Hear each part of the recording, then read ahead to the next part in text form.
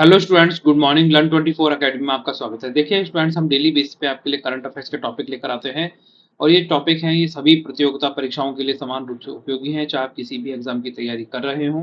हालांकि हमारा major focus किस पे है? केंद्रीय विद्यालय संगठन, Navodaya Vidyalaya schools, Eklavya model residential schools. इसके अलावा आप टीचर्स के किसी भी एग्जाम की तैयारी कर रहे हैं तो ये लेक्चर्स आपके लिए रामबाण साबित हो सकते हैं।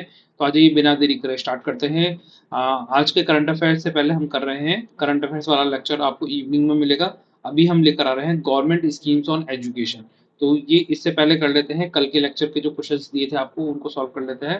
तो देखिए कल क्या था, कल हमने ये 21 अप्रैल करंट अफेयर्स देखा था, तो इसी के जो क्वेश्चन है वो उनको सॉल्व कर लेते हैं, जो आपको होमवर्क के लिए दिए थे दो क्वेश्चन। तो थोड़ा सा मैं इसको बड़ा कर देता हूँ। ठीक है, देखो, जिसने भी ये लेक्चर नहीं देखे हैं, एक कदम सफलता की ओर, ये मॉर्निंग सीरीज है जिसके अंदर हम डेली करंट अफेयर्स लेकर आते हैं, और जो इवनिंग सीरीज है उसमें आपको गवर्नमेंट स्कीम्स ऑन एजुकेशन मिलेगा यहाँ पर टॉप। तो ये थोड़ा सा ध्यान रख सकते हैं। ठीक है, तो देखो ये हमने अफ्रीका सीडीसी का कंप्लीट किया था। जिसने भी इसके बारे लेक्चर नहीं देखे इनको देख लीजिए। यहाँ से क्या है, आपके एग्जाम में क्वेश्चन पूछा जा सकता है। तो देखो अभी क्या है, यूएस आर्मी के जो सैनिक हैं वो कौन से देश से वापस इवैक्यूएट किए जा रहे हैं? तो नाइजर से लिए जा रहे हैं, वापस बुलाए जा रहे हैं। कितने? 1000 सोल्जर्स को वापस बुलाया जा रहा है। क्यों? क्योंकि नाइजर का झुकाव किधर हो गया है? रशिया की तरफ हो गया है, इसलिए। तो हमने बहुत डिटेल में ये लेक्चर समझा था। उसके बाद में हमने ये इंडोनेशिया में एक माउंटेन पर ये वॉल्केनिक इरप्शन हुआ है, तो इसको समझा था बहुत अच्छे से। फिर इसके बाद में हमने सेबी का ये फ्रेमवर्क समझा था। ठीक है, तो ये जिसने भी ये लेक्चर नहीं देखे वो देख लीजिए। इंडिया का फॉरेक्स रिजर्व कितना हो गया है, कितना घटा है, बढ़ा है, इसके बारे में समझा था। उसके बाद में यहाँ पर डब्ल्यूएचओ ने एक कोलेरा की नई वैक्सीन का अप्रूवल दिया है, तो ये कौन सी वैक्सीन है इसके बारे में हमने समझा था। उसके बाद में हमने नॉर्थ कोरिया ने क्या है अपनी क्रूज मिसाइल्स टेस्ट करी हैं। तो जो ये वॉरहेड्स टेस्ट किए हैं इनके नाम यहाँ पर देखिए, तो ये पूछे जा सकते हैं कौन से देश के हैं ये। तो ये थोड़ा सा आपसे पूछे जा सकते हैं, इनको याद कर लीजिए। इसके बाद में हमने यहाँ पर एक रॉस आइस सेल्फ अंटार्कटिका, ठीक है, अंटार्कटिका के अंदर रॉस आइस सेल्फ है, ये वाला लोकेशन में आप देखेंगे रॉस आइस सेल्फ। ठीक है, तो ये क्या है, अपनी लोकेशन से पर डे कितना 8 से नहीं 6 से लेकर 8 सेंटीमीटर अपनी जगह से खिसक जाता है। ये थोड़ा सा ध्यान रखें, 6 से लेकर 8 सेंटीमीटर क्या है, ये अपनी जगह से पर डे खिसक रहा है। तो इसके बारे में खबर थी। फिर उसके बाद में आपको दो क्वेश्चन दिए थे होमवर्क के लिए। तो पहला क्वेश्चन है, recently which country of East Africa was hit by the tropical cyclone name गे गमाने। ठीक है, ये जो गमाने साइक्लोन ने कौन सी ईस्ट अफ्रीका के कंट्री को इफेक्ट किया है, हिट किया है? तो ये कौन सा कंट्री था? मेडागास्कर। आंसर क्या हो जाएगा? ऑप्शन नंबर ए हो जाएगा आपका। तो मेडागास्कर अच्छे से याद कर लीजिए। फिर क्वेश्चन नंबर 2 था इंटरैक्ट प्रोजेक्ट। ठीक है, तो ये आर्टिक, ये तो अंटार्कटिका हो गया, और ये दूसरा क्या है, इंटरैक्ट प्रोजेक्ट कौन से रीजन के लिए? आर्टिक रीजन के लिए। तो ये इंटरैक्ट की फुल फॉर्म आपको बतानी है, पूरी लिखनी है कमेंट सेक्शन में। ये आर्टिक रीजन के लिए है, तो बताइए इसकी फुल फॉर्म। ठीक है, तो इंटरैक्ट जो प्रोजेक्ट है recently seen in news is funded by which organisation? तो कौन सी ऑर्गेनाइजेशन इसे फंड कर रही है? इसका आंसर क्या हो जाएगा? यूरोपियन यूनियन के द्वारा इसे फंड किया जा रहा है, ऑप्शन नंबर ए। ये थोड़ा दोनों क्वेश्चन याद रख ले। अब आ जाइए आज के लेक्चर कंप्लीट करते हैं। आज के देखते हैं गवर्नमेंट स्कीम में क्या है खास। तो देखिए पहली खबर है यहाँ पर, what is smart India hackathon. जहां पर भी SIH लिखा आएगा तो याद कर लें, उसका मतलब बोला जाएगा स्मार्ट इंडिया हैकाथॉन।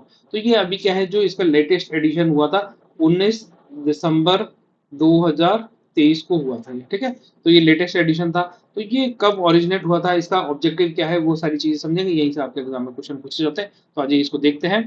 तो देखिए अगर हम इसकी बात करें तो इस ये जो स्मार्ट इंडिया हैकाथॉन है, इसका ऑब्जेक्टिव क्या है? तो ये स्टूडेंट्स को एक ऐसा प्लेटफॉर्म प्रोवाइड करना है जहां पर क्या होगा, जो स्टूडेंट्स की डेली लाइफ की जो समस्या है उसका क्या हो, समाधान ढूंढना जाए आराम से। उसकी उनकी जो स्टूडेंट्स की जो प्रॉब्लम्स है उसका सॉल्यूशन आसानी से ढूंढ पाए, निकाला जा सके। ठीक है, इसके साथ साथ जो स्टूडेंट्स हैं उनके अंदर product innovation, problem solving and out of the box thinking जैसे विचार उनमें डेवलप करना है, जिससे वो अपने दैनिक जीवन की जो उनको समस्याएं फेस करते हैं उससे वो आसानी से उनको निपटा सकें। अब देखिए ये जो प्रोग्राम लॉन्च किया गया था, ये कब लॉन्च किया गया था? वर्ष 2017 में इसको लॉन्च किया गया था। तो ये 2017 याद रखना है। अगर हम नोडल मिनिस्ट्री की बात करें तो मिनिस्ट्री ऑफ एजुकेशन, ये नोडल मिनिस्ट्री हो जाएगी। तो ये पॉइंट इंपॉर्टेंट है, इनको याद रखने हैं। कब इसको लॉन्च किया गया था, मिनिस्ट्री कौन सी, nodal ministry ministry of education है। और ये भी पॉइंट काफी ज्यादा इंपॉर्टेंट है कि इसमें पार्टिसिपेट कौन कर सकते हैं। तो देखो SIH जूनियर, तो स्मार्ट इंडिया हैकाथॉन जूनियर में कौन कौन सी क्लास आएंगी, 6 से लेकर 12th क्लास तक आएंगी, और ये काफी ज्यादा इंपॉर्टेंट हो जाएगा। ठीक है, स्टार मार्क करें, काफी इंपॉर्टेंट है।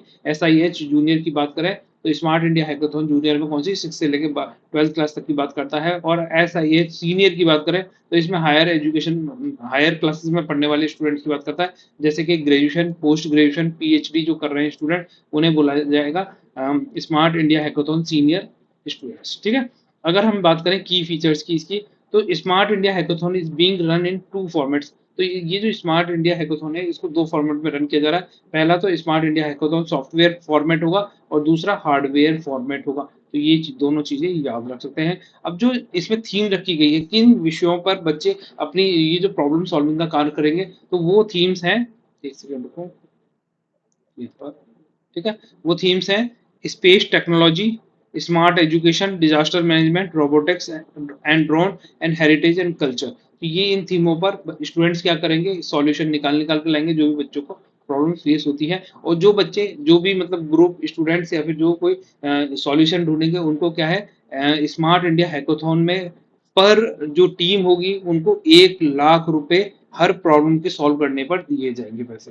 तो इसमें जो पूल बनाया गया है वो कितना है, 2 करोड़ रुपीज का ये पूल रखा गया था, जो वर्ष 2023 के अंदर स्मार्ट इंडिया हैकाथॉन ऑर्गेनाइज कराई गई थी। और उसमें से पर टीम को, जो विनिंग टीम होगी, उसको कैश प्राइज दिया गया है कितना, 1 लाख रुपए का, हर प्रॉब्लम, जो भी प्रॉब्लम है उसको सॉल्व करने का, ईच प्रॉब्लम सॉल्व।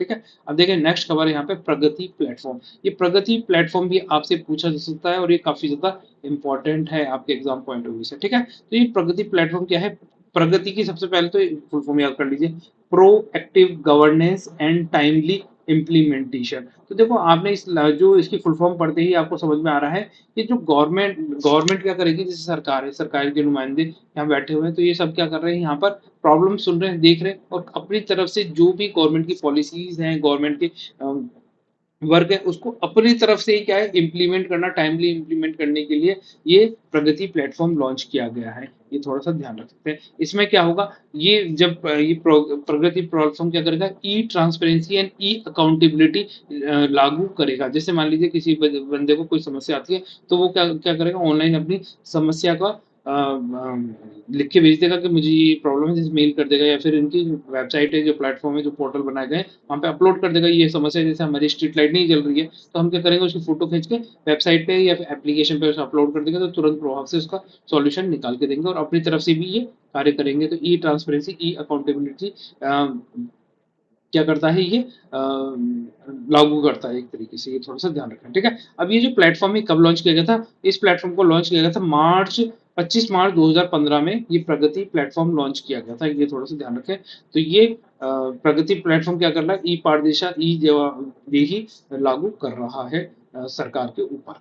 अब देखिए यहाँ पर आ जाइए प्रगति के बारे में। अगर हम बात करें तो ये एक बहुउद्देशीय मल्टी मॉडल मंच है, जो कि जिसका ऑब्जेक्टिव क्या है कि आम आदमी की जो शिकायतें हैं उससे उनको संबोधित करना, और साथ ही भारत सरकार के जो महत्वपूर्ण कार्यक्रम हैं, परियोजनाएं हैं, उनके साथ साथ राज्य सरकारों को चिन्हित परियोजनाओं की निगरानी और समीक्षा करना है। तो ये प्रगति प्रोजेक्ट के अंदर क्या कर रहे हैं, central government and state government मिलकर आपस में कोऑर्डिनेटली कार्य कर रहे हैं, और यहाँ पर क्या है, मॉनिटरिंग करेंगे, जो भी उनके प्रोजेक्ट्स हैं वो प्रॉपर इंप्लीमेंट किए जा रहे हैं, लोगों तक उनकी पहुंच सुनिश्चित हो रही है। अगर लोग, आम आदमी को कोई समस्या आ रही है, तो उसका वहां पर क्या है, सॉल्यूशन भी निकाला जा सके। तो प्रगति प्लेटफॉर्म क्या है, विशिष्ट रूप से 3 नवीनतम तकनीकों का बंडल है, जिसमें डिजिटल डेटा मैनेजमेंट है ना, प्रबंधन, डिजिटल डेटा प्रबंधन की बात करेंगे, वीडियो कॉन्फ्रेंसिंग के माध्यम से शिकायतें सुन सकते हैं, उनकी निराकरण कर सकते हैं उन समस्याओं का, और भू स्थानिक तकनीक मतलब जियो स्पेशल टेक्नोलॉजी, मतलब कौन सी लोकेशन पे, कौन सी जगह पर ये समस्या क्रिएट हो रही है, तो वहां पे वो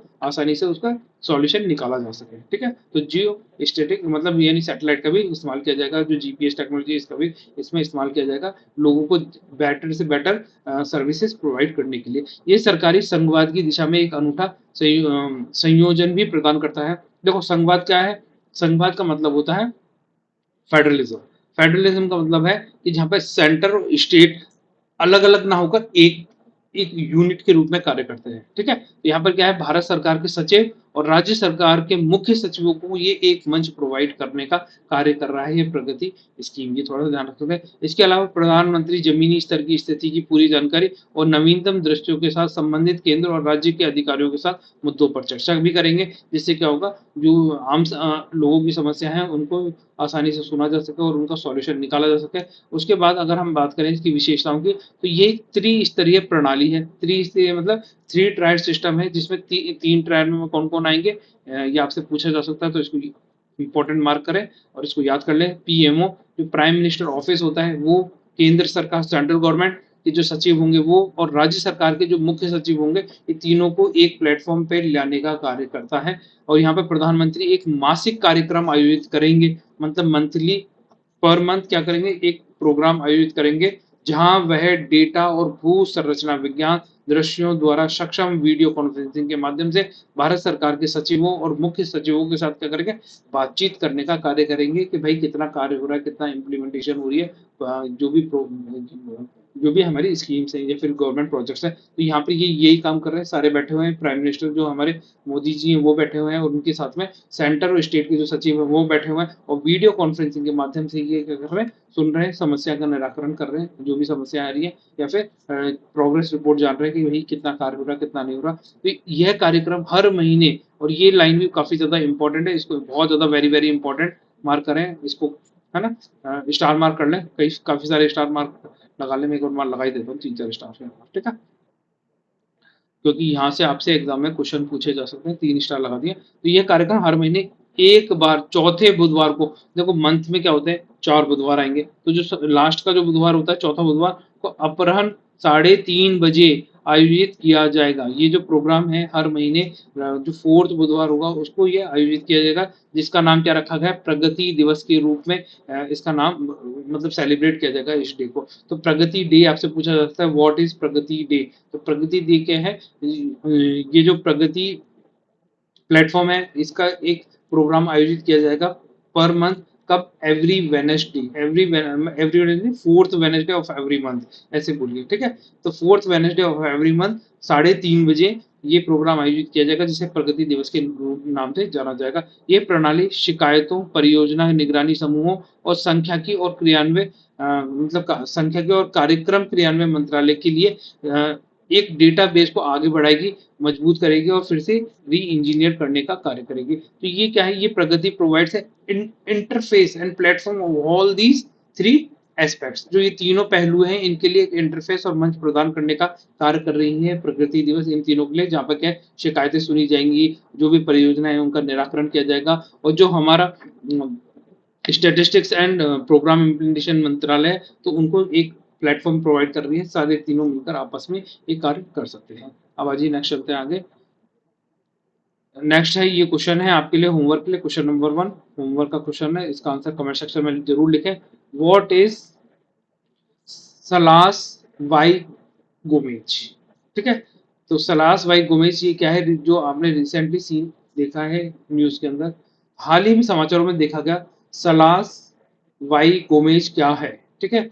तो ये एक अर्थ ऑब्जर्वेशन सैटेलाइट है, nuclear powered ballistic missile submarine है, invasive species found in the Great Lake region है, ग्रेट लेक रीजन में इन्वेसिव स्पीसीज मिली है, या फिर oceanic ridge in the South East Pacific Ocean, पृथ्वी अवलोकन उपग्रह, परमाणु ऊर्जा से चलने वाली बैलिस्टिक मिसाइल पनडुब्बी, ग्रेट लेक्स क्षेत्र में पाई जाने वाली आक्रामक प्रजातियां, या दक्षिणी पूर्वी प्रशांत महासागर में समुद्री कटक।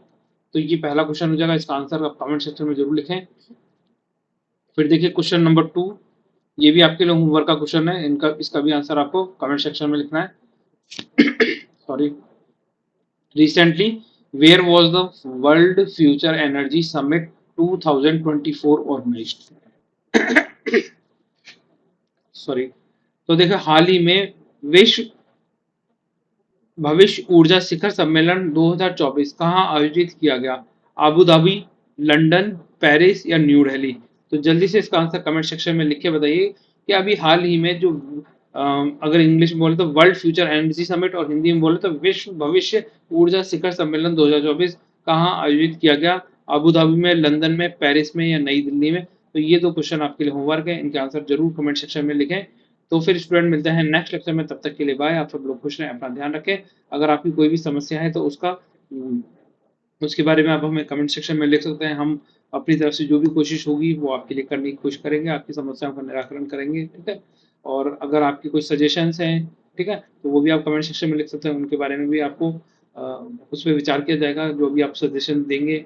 और टेस्ट सीरीज से रिलेटेड अगर कोई भी जानकारी चाहिए तो आप मुझे इस नंबर पर व्हाट्सअप कर सकते हैं, 8118881611, ठीक है। तो ये थोड़ा सा ध्यान रखें। तो फिर स्टूडेंट मिलते हैं नेक्स्ट लेक्चर में, तब तक के लिए बाय। आप सब लोग खुश रहें, अपना ध्यान रखें और इसी तरीके से अपनी तैयारी करते रहें। और देखो कमेंट सेक्शन में आंसर जरूर लिखें, जिससे क्या होता है और बच्चों को भी बेनिफिट मिलता है। आपको तो होता ही है, आपके साथ साथ अदर बच्चों को भी होता है।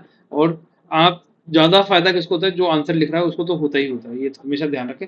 जब आप निस्वार्थ भाव से किसी और के लिए कोई कार्य करेंगे तो उसका बेनिफिट आपको जरूर जरूर जरूर मिलेगा। तो जीवन में हमेशा क्या करें, प्रगति की राह पे खुद भी चलें और लोगों को भी अपने साथ लेकर चलें, जिससे क्या हुआ समाज का कल्याण हो सके, ठीक है। तो फिर स्टूडेंट्स ऐसी बड़ी बड़ी बातें तो अपन बाद में कर लेंगे, अभी पढ़ाई की बातें कर लेते हैं, ठीक है स्टूडेंट्स। फिर मिलते हैं नेक्स्ट लेक्चर में, तब तक के लिए बाय। आप सब लोग खुश रहें, अपना ध्यान रखें। चलो फिर मिलते हैं नेक्स्ट लेक्चर में, तब तक के लिए